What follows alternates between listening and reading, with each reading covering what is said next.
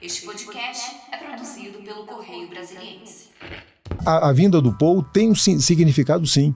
Ele viu que a escola é a primeira escola brasileira de choro. Nós tentamos explicar, eu e o Henrique, para a produção dele, o que era a escola. Quando começamos a falar, ele disse, não, vocês não precisam falar, porque o Paul já leu tudo a respeito. Então, teve um sentido. Ele viu que a sede do clube, Severino, foi edificada com o projeto de Oscar Niemeyer. Ele sabia que era Oscar Niemeyer. Então, eu acho que a soma de todos esses aspectos fortaleceu em Paul a vontade de tocar ali. Eu tenho a impressão que o palco do Clube do Choro agora, que já era abençoado pelos grandes músicos do Brasil, que eu tenho uma gratidão imensa a todos eles. Mas em se tratando de uma celebridade internacional, não é Brasil, não é Inglaterra, não é França, é uma celebridade internacional. Aquilo ficou meio sagrado.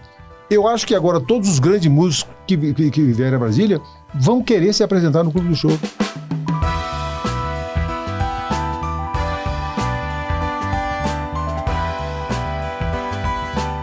Boa tarde, sejam bem-vindos ao podcast do Correio Brasiliense.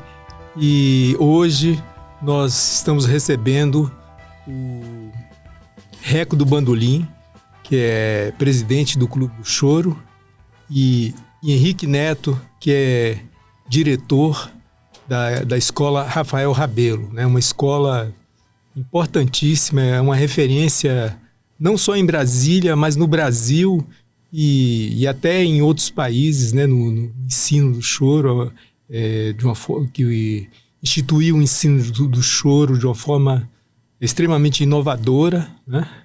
Então a gente vai falar sobre isso, mas principalmente ainda sobre o impacto, né, da apresentação de Paul McCartney, né, no Clube do Choro. Então eu queria começar, acho que vocês já falaram disso muito, mas para as pessoas que não necessariamente acompanharam, né, eu queria que vocês contassem como é que surgiu essa história, né, porque uma coisa meio inacreditável, né? Eu não acreditei. O McCartney vai tocar no Clube do Choro, né? Assim, por quê? Por que ele escolheu o Clube do Choro, né, para tocar? Acho melhor o Henrique falar primeiro, porque o contato veio por intermédio dele. Tudo bem, Severino, Naíma, todos os ouvintes Tudo aí. Bem, Severino, Naíma. Prazer muito grande estar aqui, ainda repercutindo, né, esse evento extraordinário, né, para o Clube do Choro, para a escola. E, pois é, muita gente, quando a gente falava que a gente teve muitas restrições, na verdade, com esse show, a gente não podia divulgar com antecedência, a gestão desses ingressos também foi uma coisa que ficou a cargo da produção do Paul, né? Mas era engraçado que quando a gente anunciou, muita gente ficou perguntando se era fake news, se não era, né? Porque é uma coisa realmente muito inusitada.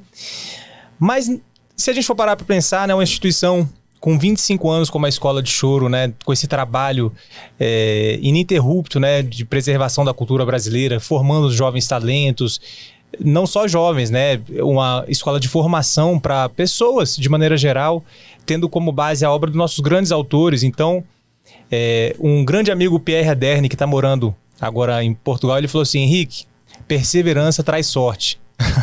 Então eu acho que é mais isso, né? Mas realmente é um fato incrível. A gente foi sondado de uma maneira muito incipiente há cerca de um mês, falando que havia essa possibilidade. A gente não levou muito para frente e pediram sigilo absoluto, mas foi um contato, olha, talvez possa acontecer. A gente ficou sem criar muitas expectativas e Quem contactou vocês? Olha, foi através da produção local, né, do Mané Garrincha, né, que faz a intermediação com a equipe de Londres, né, através do Rodrigo Amaral. E ele falou, olha, tem essa possibilidade aqui e peço que vocês fiquem em sigilo. Passou esse tempo, uma semana antes do show, eles oficializaram, dizendo que a equipe do Paul de fato ia fazer esse evento ali, se a gente estava de acordo, colocou algumas exigências, né? Como eu falei, essa questão do sigilo absoluto, e a gestão dos ingressos, algumas adaptações também na parte... porque um evento como esse, né, Paul McCartney é um artista talvez maiores do mundo, né? Sem dúvida. Então, eles têm um esquema de segurança que precisa ser muito afinado. Ele viaja com a equipe dele, então o Clube do Choro precisou fazer algumas adaptações na sua parte técnica, né? De questão de alarme, algumas exigências da própria equipe do POU que precisava... Segurança, né? Negócio de bombeiro. Segurança, várias coisas que a gente não teria tempo hábil para fazer. Alvarás específicos para shows com artistas desse tipo, né? Tem umas diferenças. E a gente falou, olha, vocês não avisaram pra gente acontecer, daí a gente falou, olha, deixa que a gente vai fazer essas benfeitorias para você, porque, de fato, é aqui que o POU quer se apresentar e é aqui que a equipe que ele quer que ele se apresente. Então, eles fizeram, né, várias adaptações no prédio, bomba hidráulica, hidrante, não sei o que, coisas que eles precisaram fazer. Camarim, eles trocaram coisa no camarim. A segurança do POU, sobretudo, né? Coisa muito pensada nisso. Muito pensada, né, na segurança do POU e também do público. Não fala antes porque junta gente, isso causa uma loucura nas pessoas, né? Então, eles fizeram essa questão, deixaram essas benfeitorias. A própria equipe bancou isso.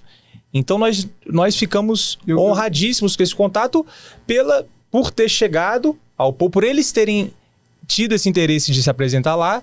Então, assim, esse contato inicial foi dessa forma. Agora, conta aquela história de que o Paul e o John Lennon estudaram numa escola. Estudaram. Eu queria dizer o seguinte, Severino, Naima. Depois eu fiquei avaliando, né, e lendo um pouco sobre a vida do Paul. O Paul é um cidadão, né, um sujeito que se preocupa com a sociedade, se preocupa com o sentido civilizatório, ele se preocupa com a educação. Ele e o John, quando eram muito jovens, estudaram de fato numa escolinha de música em Liverpool. E depois que eles já estavam famosos com os Beatles, etc., ele voltou lá e viu que a escolinha tinha acabado, faliu. Então ele pegou, restaurou a escola, e a escola hoje tem 4 mil estudantes. 4 mil estudantes lá. Então, quando eu fui ver exatamente que motivos puderam levar ele viu também o clube que tem lá em Liverpool, o Cavern Club, que tem similaridades com o Clube do Choro. Então, a decisão dele não foi uma decisão à toa. Conversando, a gente viu, ele é um sujeito, por exemplo, vegano. O vegano, eu fui ver que o vegetariano é o sujeito que come aquelas coisas, o vegano come e tem uma conduta social, não usa couro, por exemplo, de animais. O vegano tem uma ação política também em torno disso aí. E o Paul é tudo isso. Quando eu me lembro dessas celebridades do futebol, que não tem a dimensão que a celebridade de Paul tem. Se tivesse isso no futebol, nós estávamos muito bem. É coisa que hoje a gente, infelizmente... Você sabe que o Glauber Rocha dizia que os jogadores de futebol no Brasil têm uma bola de capotão número 5 na cabeça. Se der um furão, só sai vento. Exatamente. A esperança era que essas celebridades, como o Paul do futebol, tivessem essa dimensão do significado, o que é o futebol para o povo brasileiro. Isso se perdeu completamente. Então, a vinda do Paul tem um significado, sim. Ele viu que a escola é a primeira escola brasileira de choro. Nós tentamos explicar, eu e o Henrique, para a produção dele, o que era a escola. Quando começamos a falar, ele disse, não, você não precisa falar, porque o Paul já leu tudo a respeito. Ele disse isso a gente. Então, teve um sentido. Ele viu a programação do Clube do Choro, ele viu que a sede do clube, Severino, foi edificada com o projeto de Oscar Niemeyer. Ele sabia quem era Oscar Niemeyer. Então, eu acho que a soma de todos esses aspectos fortaleceu em Paul a vontade de tocar ali. E essa coisa do sigilo faz sentido, porque o Paul se apresenta em estádios, em geral, para milhares de pessoas. O Clube do Choro tem 400 lugares, então eles se preocuparam. Se você anuncia isso, você vai ter problema, vai ter muito problema. Então, e eles fizeram a gestão de tudo. E nós aceitamos. Inclusive, aproveito até aqui esse espaço para dizer o seguinte: a gente que mora aqui nessa cidade conhece muitas pessoas que frequentam o Clube do Choro. Quando o produtor dele disse, olha, nós vamos destinar 30 convites para os alunos da escola, foi uma negociação que eu fiz com a produção, né? Porque inicialmente a gente seria 10 para a direção. Eu falei assim, olha, mas aqui é uma escola, eles foram sensíveis e concederam 30 para os estudantes. Para sortear, né? Para sortear. Mas para nós, para a diretoria, eles deram 10. Aí eu disse, olha, 10 convites não são suficientes. Ele disse, mas a sua casa já está lotada. Eu digo, olha, mas você pode imaginar que eu moro aqui em Brasília, eu conheço muitas pessoas e realmente, rapaz, não sei quantas pessoas ligaram. E alguns alguns ficaram indignados, porque frequentadores assíduos do Clube do Choro... Não, Pois é, eu queria falar um pouquinho disso, porque eu sou uma das que ficou indignada de não ser sorteada e não sei o que e tal, foi difícil superar. Mas depois, pensando, assim, eu achei tão bem feita essa coisa dos ingressos, porque eles sortearam entre os primeiros que compraram os ingressos para o show, né? Os relatos que a gente tem é que não tinham celebridades, políticos e nada disso, era o público dele mesmo. Os fãs dele, é verdade. E depois, pensando bem, eu falei, cara, isso foi genial também, porque quem estava ali porque se interessou em comprar primeiro o ingresso para o show. Quer dizer, fazia absolutamente todo sentido. Eu recebi, Naíma, um telefonema, rapaz, no dia seguinte. Eu vou até fazer aqui uma representação cênica, porque é meu conterrâneo, Armandinho Macedo. Alô, mensagem. Reco, meu amigo, o que é isso? Aí, eu ouvindo a mensagem, né? Rapaz, Paul McCartney, é baiano, né? Paul McCartney no Clube do Choro e você não me avisa. Quando é negócio de feijoada com samba, você manda mensagem pra mim e agora você não me avisou? Não, eu tô muito chateado. Ele tava meio nesse tom, nós somos muito amigos. E se você tivesse me falado, eu teria pegado um avião na mesma hora e ia pra aí. Que absurdo, você não me avisou. Aí ele caiu em si e falou, não é que eu tô falando. Rapaz, eu fiquei, é verdade mesmo, aconteceu isso. Olha, mas a gente não tem noção. Eles falaram pra gente, olha, não divulguem nada. A gente nunca fez algo parecido. A gente não tem o hábito de lidar com artista internacional apesar de ter esses anos todos, mas é diferente. Você fala de Paul, a geração de jovens de 15 já conhecem o Paul até a geração de 80, 90 anos. Então, é uma loucura. E as pessoas me contando depois, foi muito estressante essa semana. Foi uma das melhores e uma das mais difíceis, porque os amigos não entendem. Teve gente da família, da direção, que a gente não conseguiu colocar, porque era só 10 ingressos. Então, assim, não deu pra nós que trabalhamos lá e que viabilizamos. Não foram, então, por exemplo. Meus Carlos Henrique, Ivan, Jorge, ninguém foi. Teve gente falando, alunos da escola, que as pessoas sabiam que estudam na escola, que as pessoas ligavam pra eles pedindo ingresso e ficavam chateados com essas pessoas, como se eles tivessem alguma forma. Então, assim, se isso acontecer com pessoas que eram amigas da gente, imagina com a gente, né? Foi uma semana maravilhosa, mas eu queria que vocês falassem, que eu acho que é importante falar, qual o impacto que isso traz para o Clube do Choro e para a escola, né? Porque, afinal de contas, ele fez questão de que ficasse, né, o logotipo do Clube do Choro, as fotos todas que saíram em todos os lugares, tem o Clube do Choro lá. E agora? Ainda vai dar para 400 pessoas? Eu vou te falar o seguinte, só para pegar no assunto, eu não vou citar nomes, mas acreditem, ministros ligaram para mim dizendo que amigos do ministro ligaram para ele sabendo que esse ministro tinha relações comigo, pedindo ingresso aos ministros. Rapaz, foi uma coisa assim. Mas a repercussão é realmente proporcional ao evento que aconteceu. Muito imensa, gigantesca, primeira página de vários jornais em Brasília, no mundo, no Brasil todo, né? Enfim, a gente ficou... É surpreendente de qualquer maneira, né? Assim, o tamanho que isso ganha, né? Eu não recebi, que eu não lhe falei, recebi da Noruega, da Dinamarca, da Alemanha, o Yamandu ligou para mim de Portugal. Reco, o que é isso aí? Querendo saber o que era, mas todo Carlos Malta, todos os grandes artistas estão entrando em contato. Já estamos com, por exemplo, com o patrocínio de 2024 com a Shell. Nossa, mãe.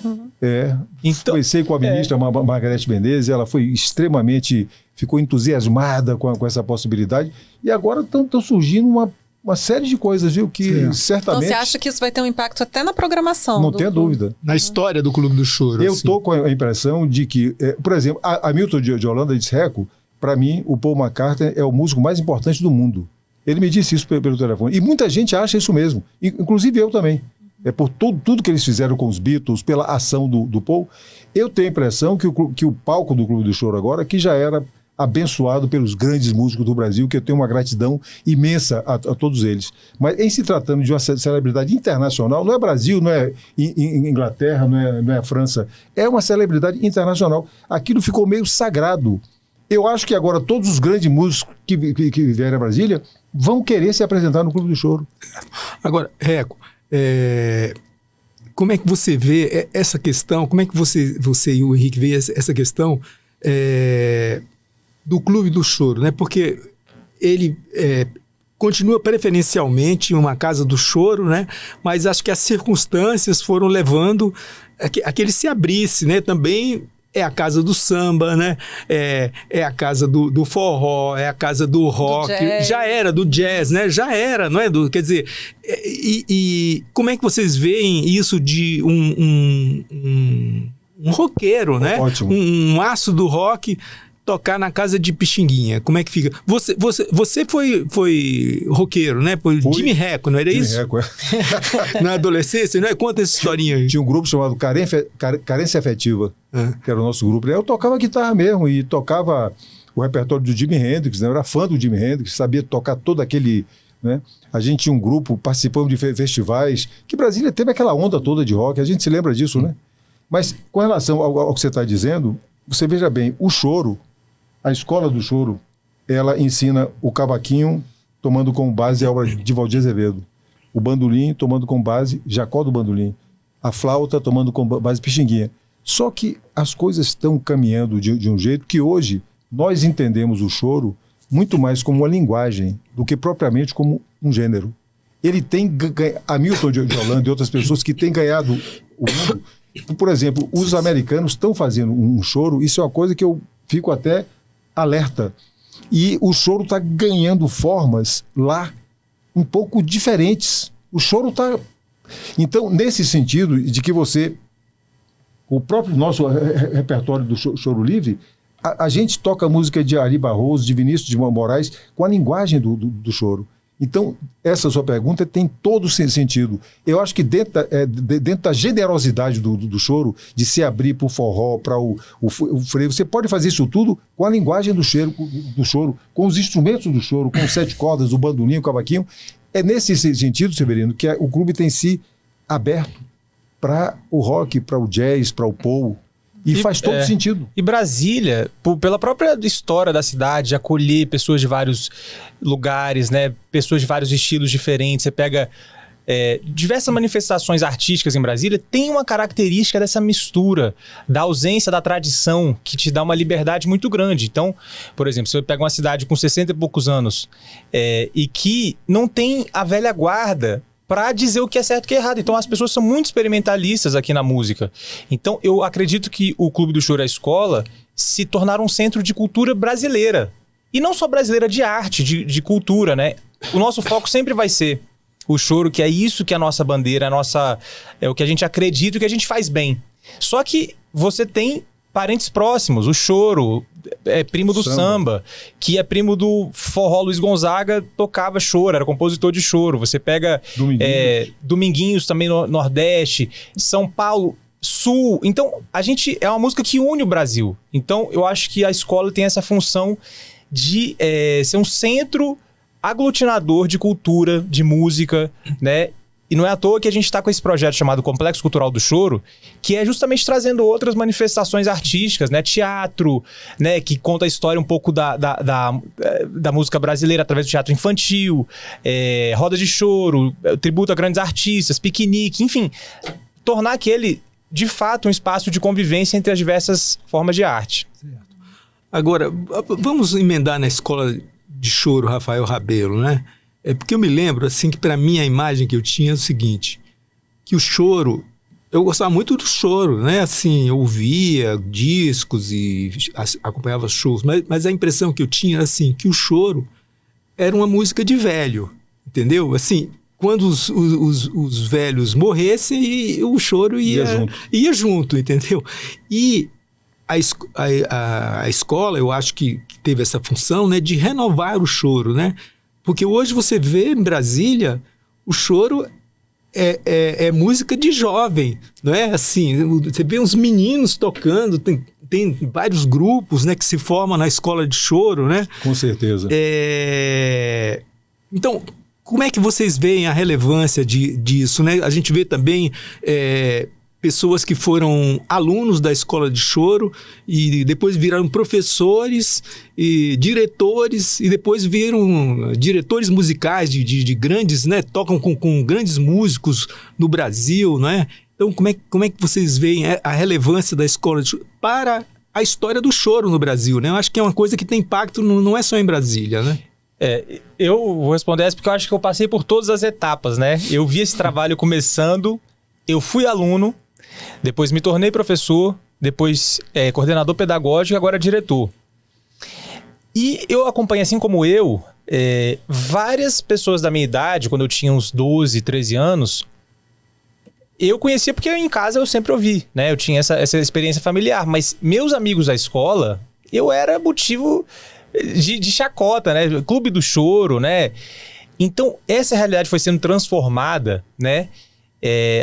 Então, com esse trabalho de você apresentar para o público, muita gente chegava lá querendo aprender pagode, né? Sabia que tinha cavaquinho e a gente sempre acolheu a todos, samba, pessoa que tocava música nordestina, e chegando ali a pessoa tomava contato com essa música que não tem como a gente não se afeiçoar. Se apaixonar, né? Porque a música, dentre várias coisas que ela propicia pra gente, ela traz a socialização, um senso de pertencimento. Uma nação só é feita com essa bagagem cultural que você compartilha com o seu povo.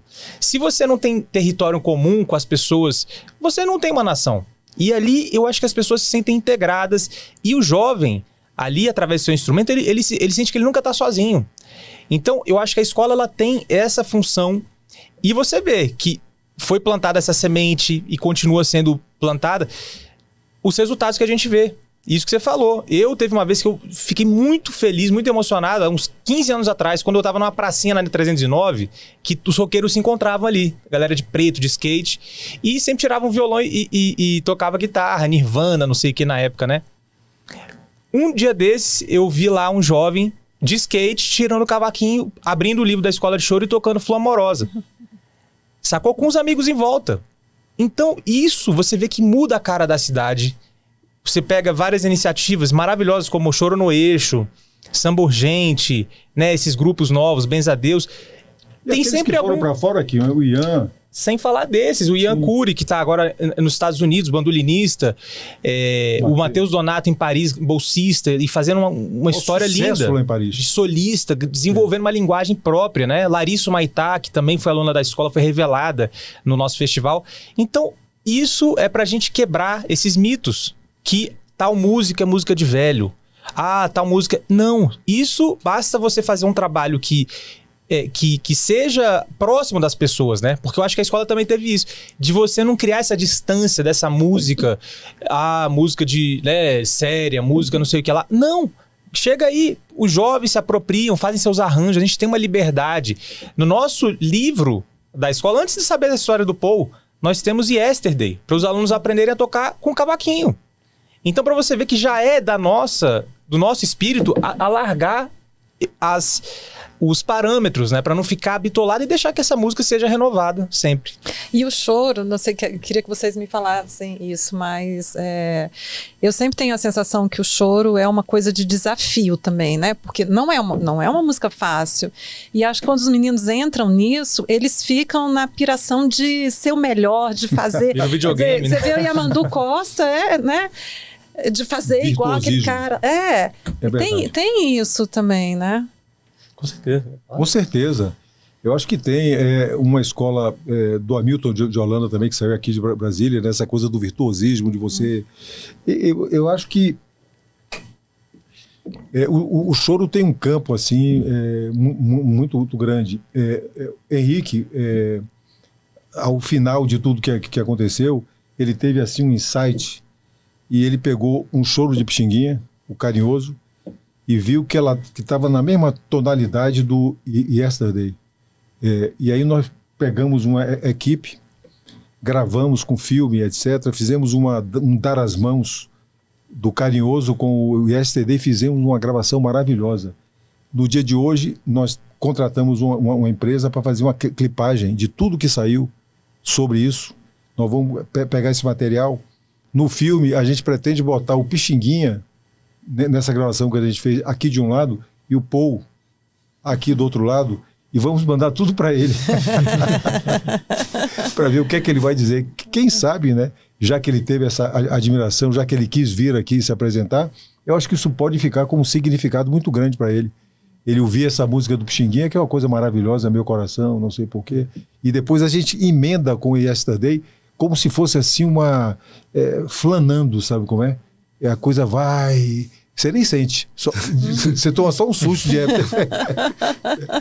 Agora, eu queria voltar um pouquinho a essa coisa da sacralização, né? Porque eu assisti muitos shows memoráveis no Clube do Choro que sabe, assim, Armandinho Macedo, vi show do Hermeto Pascoal, João Donato, né?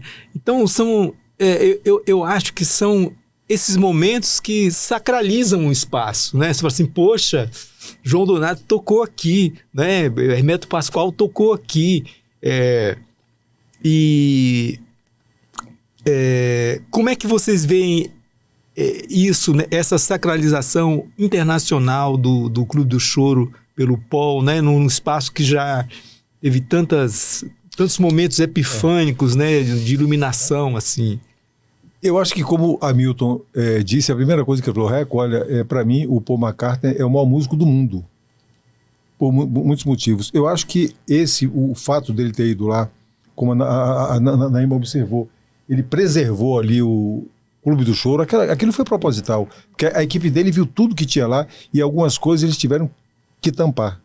Por causa de negócio de patrocínio, mas aquilo não. Aquilo ficou ali. Então, eu tenho a impressão que agora, eu soube, aí não tem nada não, que o Eric Clapton provavelmente venha aqui ao Brasil, e parece que já há alguma coisa no ar de que o Paul McCartney esteve lá no Clube do Choro. Eu acho que esses artistas vão começar a querer essa sacralização que você está dizendo, essa coisa que vai virar realmente, eu tenho essa convicção. As pessoas vão querer, antes de tocar no estádio para grande público, ele vai querer sentir e o público do Clube do Choro naquele dia, rapaz, olha, gente chorando.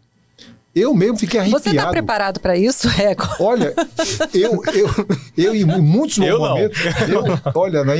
Eu, como público, não sei se eu tô... Menina, eu ficava arrepiado, assim, toda hora, porque me dava uma emoção forte. Eu dizia, meu Deus, beber um pouquinho de água, tomar um pouquinho de vinho, para dar uma baixada, porque a coisa é muito forte. Quando eu via o cara assim, a 1 metro de você, rapaz, era um negócio assim, fora do comum. Teve um que disse assim, Reco, eu já posso morrer. Querendo dizer que já fez né? Então eu tenho essa sensação, viu, Severino, que isso vai virar uma... Nosso tempo está esgotando. Eu queria fazer uma última pergunta para vocês. Quais são os desafios do que o Clube do Choro tem agora e o que é preciso para que ele tenha continuidade nesse trabalho tão bonito, né? E que eu acho que deveria ter uma estabilidade, né? Eu não sei como, sei lá, mas alguma coisa assim, como o festival está na programação, no calendário cultural da cidade, isso tinha que estar no sistema educacional, né? Porque no sistema educacional, ser uma atividade permanente, né? Não depender de financiamentos anuais, não é? Que geralmente são anuais, não é isso? Quais são os desafios do Clube do Choro que vocês... Olha, eu vejo, Henrique, que nós, há muito tempo, nós vimos agindo como se fôssemos um braço do Estado. Eu sempre digo o seguinte, eu tenho observações a fazer aos americanos, tenho muitas, mas eu reconheço que eles têm uma noção do valor da cultura e do significado que isso tem, que gera royalty, dólar, prestígio no mundo inteiro, que falta a gente aqui. Nós temos essa escola aí há 25 anos, Henrique. Há 25 anos. E, enfim, é trabalho, é suor, é teimosia para você, não é? Eu acho que eu acho que já está tendo num tempo tão pequeno, mas eu estou sentindo que há já assim um interesse geral, entendeu? E é isso que a gente espera, porque nós vamos precisar, para dar continuidade, nós sempre tivemos no Clube do Choro e na Escola Rafael Rabelo, vocês devem saber disso, uma política de democratização da cultura. É tanto que até hoje, decorridos 25 anos, nós continuamos cobrando R$ 218 por 8 aulas. São 25 anos de luta e nunca mudou. Então, as pessoas, eu não sei, eu nunca fui um empresário daquilo ali. Eu sou uma pessoa que estou ali agora debaixo do barro do chão. Porque você cobrar R$218 por 8 aulas, divida aí para você ver. É um negócio para remunerar as pessoas que estão ali trabalhando e trabalhar. Então, eu espero, a sua pergunta é uma pergunta pertinente demais. Eu acho que as pessoas precisam voltar os olhos ali para aquele espaço. E nesse cenário que a gente vive hoje de entretenimento, a cultura, as pessoas confundem cultura com entretenimento. E existe um segmento artístico que não trabalha com grandes massas, entendeu? Que trabalha, ainda é aquela coisa do artesão. É claro que as pessoas estão tendo que se modernizar e estão conseguindo fazer isso. O choro está passando por um processo de modernização incrível. E não só o choro, para quem quiser estar no mundo de hoje, mas ainda assim você não pode comparar uma iniciativa que é pensada para a expansão do ser humano. É isso, a cultura, você não está ali para saber quantas mulheres o cara deitou no dia seguinte. Porque hoje as celebridades geraram isso. Você quer saber mais da vida pessoal dela do que da arte que ela faz. Você pega grandes artistas, você conhece o artista, mas você não conhece a música dele. Você não consegue cantar uma música. Eu sou assim, com os artistas novos, eu conheço Wesley Safadão. Não, eu não tenho nada contra nem nada. Mas eu não conheço nenhuma música, mas eu conheço a personalidade. Então, existe essa inversão. E a gente faz questão de colocar ali no Clube do Choro na escola a música como sendo o prato principal, né? A música que o artista produz, o respeito, né? Então, eu acho formação de plateia, né, Guilherme? Eu acho que o Estado precisa apoiar isso e a gente está muito feliz com esse retorno do Ministério da Cultura, nessas leis de incentivo que são fundamentais para que artistas que se apresentam no Clube do Choro, instituições como o Clube do Choro e a escola, se mantenham e possam fazer planejamentos profissionais, porque não adianta a gente todo ano tá assim, não saber o que vai fazer no mês que vem, porque você não sabe se vai ter patrocínio. Para você ser profissional, você precisa ter planejamento, você precisa ter apoio financeiro, é isso. Então, trata-se disso, de você se planejar. Os americanos também, acho que a gente tem que pegar as boas experiências que cada cultura tem. A gente vai fazer turnês, às vezes, fora. 6 meses antes do que você vai fazer, você não precisa ser um popstar. Tá esgotado. Eles fazem de um jeito que, mesmo que você não tenha uma grande fama, porque é profissionalismo, é antecedência, é verba no local certo, né? Então, eu acho que a gente tá indo... O Brasil tá se atentando novamente para esse assunto, que é fundamental e que espero que cada vez mais esteja, porque não tem muitas instituições que ensinem choro. Então, é preciso uma atenção especial. Eu queria fazer só nós fomos, Severino e Naíma, convidados para tocar na ONU. Né? E fomos com o nosso Choro Livre. E estando lá em Nova York, nós fomos ao Blue Note. Chegamos no Blue Note, rapaz, estava lotado. E eu tive curiosidade, parece muito com o Clube do Choro, aquele mesmo ambiente. Eles têm lá uma pauta para 2 anos. 2 anos, você pode se programar, você vai para Nova York o ano que vem, você pode pegar lá a pauta, está tudo lá o ano inteiro. Aqui a gente, não é? Então, é um negócio sério. Bom, então eu queria agradecer então ao... Mas já passou 1 hora, não é 1 hora o programa? 30 minutos, 40. Puxa, mas passou muito rápido. Eu queria agradecer muito ao Reco, ao Henrique Neto e a Naíma Narciel, repórter do Correio, que participou com a gente aqui. E muito obrigado também a quem está acompanhando a gente aqui, tá? Agradecemos muito ao espaço de vocês. É uma honra para a gente estar aqui. Muito obrigado. Obrigado, gente. Valeu demais. Obrigada.